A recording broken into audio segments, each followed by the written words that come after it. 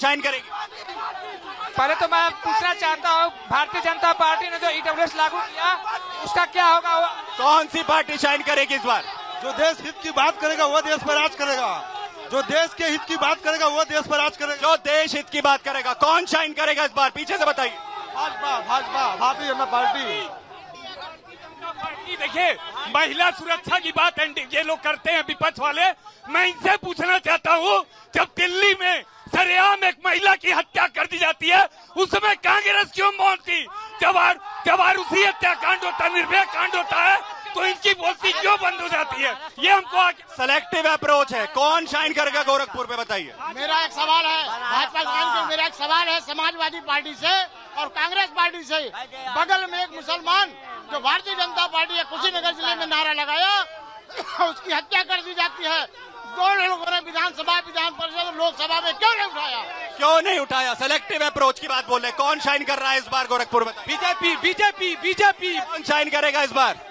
मैं राष्ट्रीयता से भारतीय हूँ, धर्म से हिंदू हूँ और जाति से आता हूँ। ठीक है। महिलाओं से ये बताइए, कानून व्यवस्था की आपने बात कर दी, लेकिन गोरखपुर के अंदर कौन शाइन करेगा इस बार, बताइए।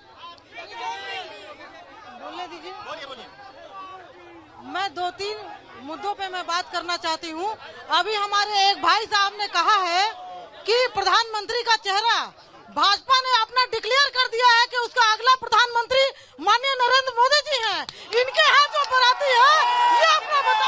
ये सबसे अहम सवाल है और मैं आ जाता हूं, जो इसका जिक्र सबसे पहले अनु जी ने यहाँ पर उठाया था। और बिन्नू जी, मैं आ रहा हूँ, आपने जवाब इस पर दिया था, मैं फिर से आ रहा हूँ। वो सवाल 4 बार आएगा तो 4 बार थोड़ी पूछेंगे उस पर। मैं भाजपा से यहाँ पर पूछ रहा हूँ। वो कह रहे हैं कि सेलेक्टिव अप्रोच होती है, बात होती है मणिपुर के, चुप हो जाते हैं, और अगर दिल्ली में बात होती है तो आज ही के वक्त में बीजेपी ने झंडा बुलंद किया हुआ है। बोलिए। ये सभी लोग केवल जात की बात करते हैं। इतना सारा सवाल बहन जी ने उठाया है।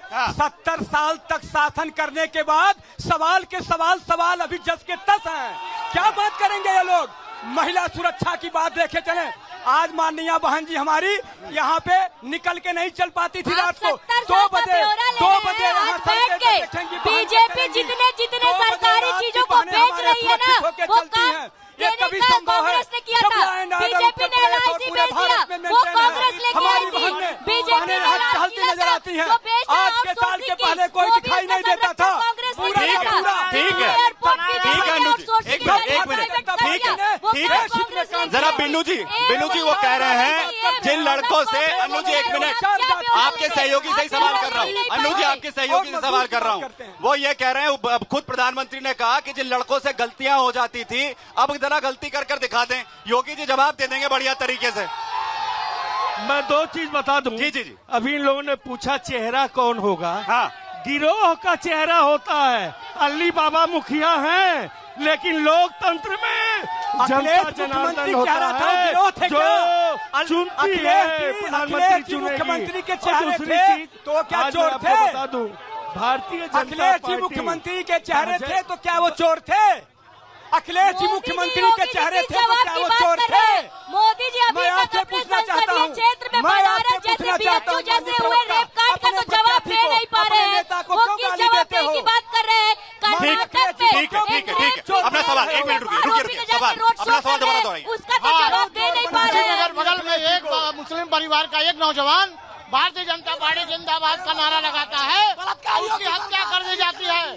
न तो कांग्रेस वालों ने लोकसभा में उठाया, न समाजवादी पार्टी विधान परिषद में उठाया।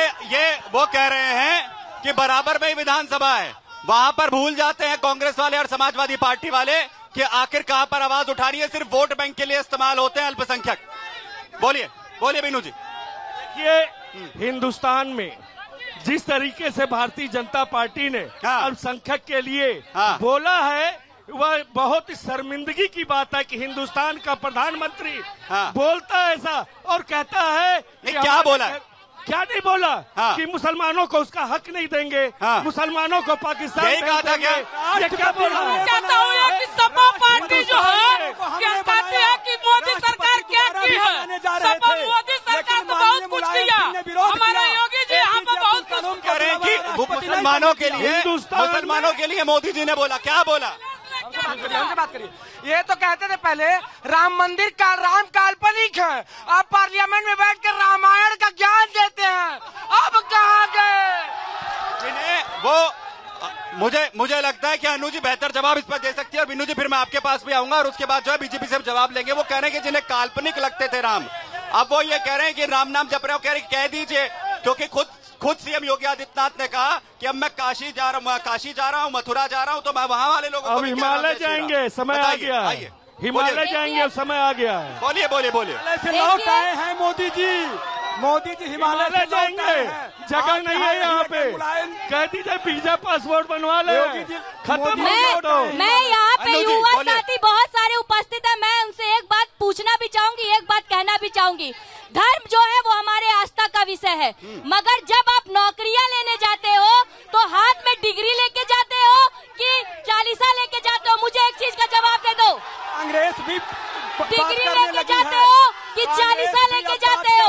अरे हम जब रोजगार की बात करते हैं तो आप राम मंदिर पे कूद जाते हो। क्या कांग्रेस में आज तक मंदिरों का निर्माण नहीं हुआ? आप जाके इतिहास पढ़िए, आप जाके इतिहास पढ़िए कि कांग्रेस में भी 2005 में दिल्ली में अक्षरधाम मंदिर का निर्माण किया गया था, उसका जाकर इतिहास पढ़िएगा। देश को जवाब नहीं दे पा रहे तो यहाँ क्या देंगे? पहले देश की जनता को जवाब दें, देश को बेच रहे थे उसका जवाब दे। राष्ट्रवाद के साथी आज भी है पे जवाब दे। अभी काले धन का सप्लायर है राहुल जी कहते हैं मैं जनेऊ वाला ब्राह्मण हूँ, राम याद आते हैं, सब याद आते हैं इनको। पहले कहाँ थे? फंडा क्लियर करें, साफ साफ बात करें जैसे हम साफ साफ करते हैं। वो कह रहे हैं साफ साफ बताएं और वक्त अब याद आ रहा है। बोलिए। मैं यहाँ सभी जनता से ये कहना चाहता हूँ कि आप जितने यहाँ सुरक्षित खड़े हैं, पहली बात तो आर्मी की, हमारे देश की सैनिक का देन है। ये बताइए आप सांसद बनेंगे तो 5 साल के लिए बनेंगे और कोई भर्ती होगा तो केवल 4 साल के लिए होगा और उनका पेंशन नहीं है। बीजेपी से बिल्कुल बीजेपी। मेरा प्रश्न अन्नू पासवान से है, पहले स्पष्ट करें कि भारत के संसाधनों पर किसका अधिकार है? जो योगी मोदी जिंदाबाद। मैं भारतीय जनता पार्टी के लोगों से पूछना चाहता हूँ, ये महिला की बात करते हैं, प्रज्वल रेवन्ना जैसे बलात्कारियों को बना देने वाले, ये महिला सुरक्षा की बात करते हैं। मणिपुर की औरतें क्या महिला नहीं थी? प्रज्वल रेवन्ना जैसे बलात्कारियों को बना देने। इसी गोरखपुर में समाजवादी पार्टी के सरकार में उत्तर प्रदेश के मुख्यमंत्री योगी आदित्यनाथ जी सड़क से लेकर संसद तक का काम करते हैं, तब ये लोग कहाँ रहते समाजवादी पार्टी के? आज गोरखपुर का नेता ठीक है। वो ये कह रहे हैं ब्रजेश जी कि मणिपुर का चाहे मसला हो या फिर अग्निवीर का जो मसला हो, महंगाई का मसला हो, उस पर चुप्पी क्यों है? उस पर क्यों नहीं बोल रहे हैं? जनता पार्टी किसी मुद्दे पे चुप नहीं है। हाँ। हर चीज का जवाब कह के नहीं करके देती है। हाँ। आज ये मणिपुर चिल्ला रहे हैं। हाँ। इसी उत्तर प्रदेश में जो आज कांग्रेस के इंडी गठबंधन है, हाँ। मायावती जी की क्या दशा थी आप सोच सकते हैं। हाँ। आपके समाजवादी सरकार में हाँ। मायावती जी क्या दशा होने वाली थी? भाजपा अगर नहीं होती सबको पता है। ये क्या बात करेंगे? जहाँ मुख्यमंत्री पूर्व मुख्यमंत्री नहीं सुरक्षित है, वो क्या बात करेंगे? महिला सुरक्षा की बात बताइए। बता रहा हूँ, जिसकी जितनी संख्या भारी, उसकी उतनी हिस्सेदारी। ठीक है, जिसकी जितनी संख्या भारी उसकी उतनी हिस्सेदारी। और क्या होगा गोरखपुर के अंदर, जरा हिंट बताइए। गोरखपुर में बदलाव होने जा रहा है। काजल निषाद 2 लाख वोटों से। ठीक है। काजल निषाद तुम जय समाज उत्तर प्रदेश की इस बार पूरे इंडिया में जरूरी है। हिंट दीजिए। गोरखपुर में कमल खिलना, गोरखपुर में क्या खिलेगा? कमल खिलेगा या फिर समाज साइकिल खिलेगी? कौन आ रहा है इस बार? हिंट दीजिए। साइकिल। कौन आ रहा है इस बार? कमल। कौन आ रहा है इस बार? हिंट दीजिए। कमल का गोरखपुर में कमल खिलेगा। बताइए कौन आ रहा है? कमल का फूल। एक सवाल है भाई साहब से, जो सपा के प्रत्याशी हैं उनसे एक सवाल है, इनसे पूछिए 2015 में जब पेटी उठा के भागे थे और एक बालक कह रहा था कि जो महिलाओं की सुरक्षा, इनके नेता कहते हैं कि बच्चे हैं गलती हो जाती है, जो खुद पेटी बक्सा लेके भागे थे, जो मतदान बोले सर्टिफिकेट पे ठक्का, बेरोजगारी का पट्टा, अगर लाना है उनको तो यही चाहिए, रोजगार नहीं चाहिए। बोले अब की बार भाजपा हिट कौन आ रहा है गोरखपुर में? सत्ता से बेरोजगारी बात करना है। योगी जी का असर है क्या, महिलाएं बताएंगी?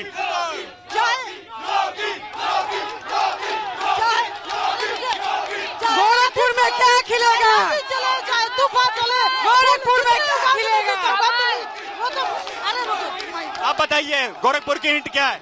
योगी योगी बताइए बताइए, सवाल पूछिए। प्रश्न है जिन्होंने कार चालकों की हत्या करवाई, जिन्होंने गेस्ट हाउस कांड करवाया, वो आज के भारतीय जनता से जो बिन्नू जी जवाब देंगे। सब पीछे हो जाइए, पीछे हो जाइए, गैसों से पीछे हो जाइए, पीछे होइए, पीछे होइए, पीछे होइए, पीछे हो जाइए, पीछे होइए, पीछे होइए, पीछे हो जाइए। बिन्नू जी कह रहे गेस्ट हाउस कांड को भूल गए, जिनसे लड़कों से गलतियां हो जाती हैं भूल गए, और अब कानून व्यवस्था के जिनके ऊपर सबसे बड़े सवाल खड़े हुए हैं आज अपने अपना कुर्ता सबसे साफ बता रहे हैं। बोलिए। हमको एक ही चीज याद है, उत्तर प्रदेश के अंदर 10 साल में नौकरियां नहीं मिली। सारे पेपर भाजपाइयों ने लीक करा दिया। यह युवाओं के हत्यारे हैं, चंदा चोर है, युवाओं के भविष्य के हत्यारे हैं, ये चंदा चोर है, टोटी चोर है, भविष्य के हत्यारे हैं, युवाओं के भविष्य के हत्यारे हैं, ये चंदा चोर है, ये चंदा चोर है। अरे सुनिए उन्हें क्या कह रहे हैं, पहले वो पीछे हटिए, पीछे हटिए, पीछे हटिए, पीछे हटिए, पीछे हटिए, पीछे हटिए, पीछे हटिए। अब एक बात बताइए अनु जी, वो राहुल गांधी ने कहा कि संविधान पलट देगी भाजपा, वो कह रहे हैं हमने कहा हम तो मजबूती के लिए बात कर रहे हैं, वो कह रहे हैं कि संविधान पलटने की बात करती है भाजपा। बताइए। ये राहुल जी ने नहीं, खुद बीजेपी के कई सारे नेताओं ने कहा कि बीजेपी 400 इसलिए मांग रही है क्योंकि वो संविधान बदलना चाहती है। और यहाँ पे मेरे भाई साहब ने एक सवाल किया था कि भारत के संसाधनों पे किसका अधिकार है। अरे मोदी जी, पहले मोदी जी से जरा पूछ लीजिए किसी और को भी विदेश यात्रा करने देंगे कि नहीं करने देंगे। उतना तो कभी किसी विदेश मंत्री ने यात्रा नहीं की जितना मोदी जी ने जाके विदेशों में यात्रा की है। कभी किसी और को भी संसाधनों का उपयोग करने दे। ये लोग क्या बात करेंगे? भारत में इमरजेंसी लगा करके संविधान की हत्या करने वाली कांग्रेस वो क्या करेगी? ये चंदा चोर संविधान नहीं बदल सकते, ये चंदा चोर बदल दे। बाबा बिन्नू जी आ रहा हूँ, संविधान को लाल बहादुर कैसे बदल